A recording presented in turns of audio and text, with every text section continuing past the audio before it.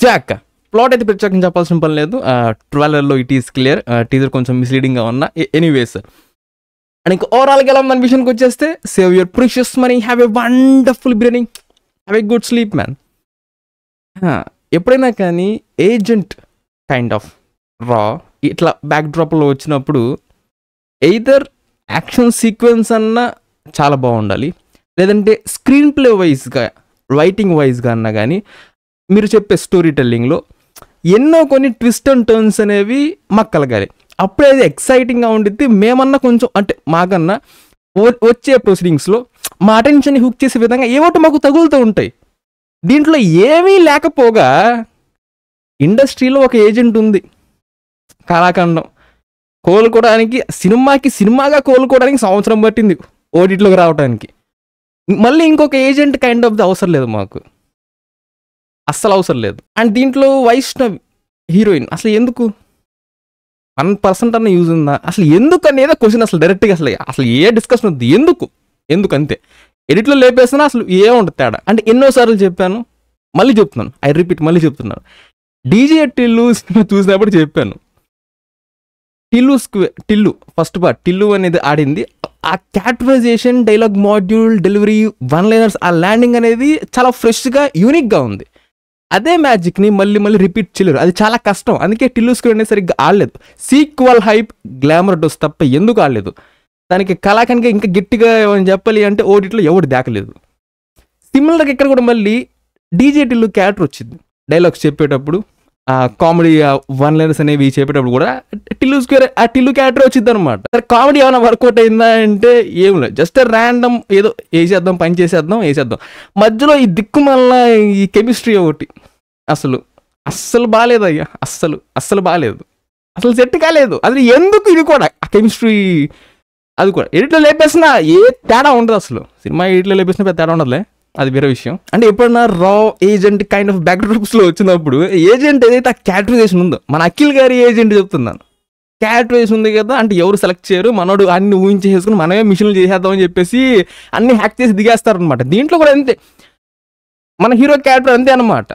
మనోడికి దాంట్లో ఎలా ఉండిద్ది, మనోడు అన్ని చేసేసుకుంటూ వెళ్ళిపోతాడు. అంటే ఎంత అనుకూలంగా చేసుకుంటూ వెళ్ళిపోతాడంటే లొకేషన్ కనిపెట్టడం కానీ, ఏమన్నా హ్యాక్ చేయడం కానీ, ఇన్ఫర్మేషన్ తీసుకోవడం కానీ, ఫైట్ చేయడం కానీ, అసలు ఒకటా రెండా ప్రతిదీ సూపర్ హీరో లేదంటే మెజిషియన్ కైండ్ ఆఫ్ టైటిల్సే తక్కువ అనమాట. అన్నీ చేసుకుంటూ వెళ్ళిపోవటమే. అన్నీ పక్కన పెట్టేద్దాం, మీరే ఆన్సర్ చేయండి నాకు. ఇప్పుడు మన hero the main subject character రా ఏజెంట్ని పట్టుకున్నాడు, టెర్రరిస్ట్ని పట్టుకున్నాడు, ఓకేనా, ఇది బాగానే ఉంది. తర్వాత వాళ్ళ ఆఫీసర్లు వస్తారనమాట. ఎలా వచ్చారు, వాళ్ళకి ఎలా తెలిసింది, ఎగ్జాక్ట్ లొకేషన్, ఎగ్జాక్ట్ పొజిషన్ ఎలా తెలిసింది? మనోడు కాల్ చేసి వాళ్ళకి చెప్పినా కానీ లొకేషన్ కనిపెట్టలేకపోయారు.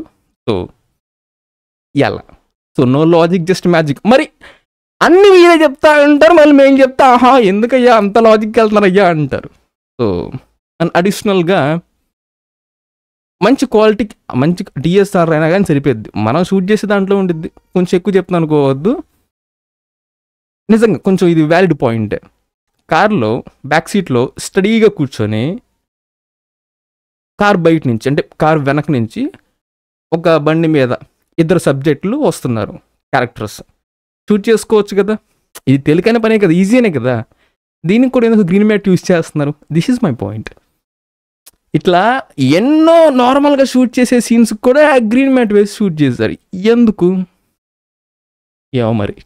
మళ్ళీ ఒక జాక్కే అవసరం లేదంటే జాక్ ప్రో మ్యాక్స్ వద్దునా అన్న, ఇంత ఆపేసేయండి.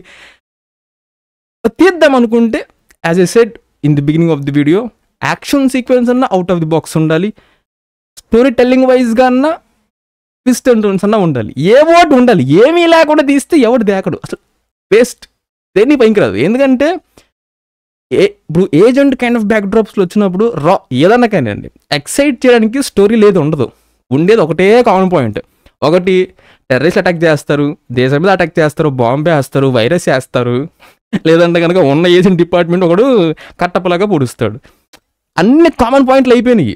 అందుకనే 2 కీ పాయింట్స్ ఎప్పుడు పాటించాలి, either action sequence or story telling, ఏదో ఉండాలి. అంతే, that's review on Jack. And this one goes for the absolutely a pure a bronze storm. Coming to the performances, ఎవరి కూడా బాలేదు, ఎవరి బాలేదు. ప్రొడక్షన్ క్వాలిటీ ఓకే, సాంగ్స్ బాగాలేదు, బ్యాక్గ్రౌండ్ స్కోర్ అది కూడా బాగాలేదు. ఇంకా విఎఫ్ఎక్స్ అనిపించేస్తుంది, గ్రీన్ మ్యాట్ ఓకే, అది వద్దమ్మా ఎందుకు చిన్న వాటికి కూడా. సో అంతే, అంతకు మించి ఏమో చెప్పుకోవడానికి ఇంకా. And that's it man. Subscribe if you enjoyed and I'll catch you on the next one.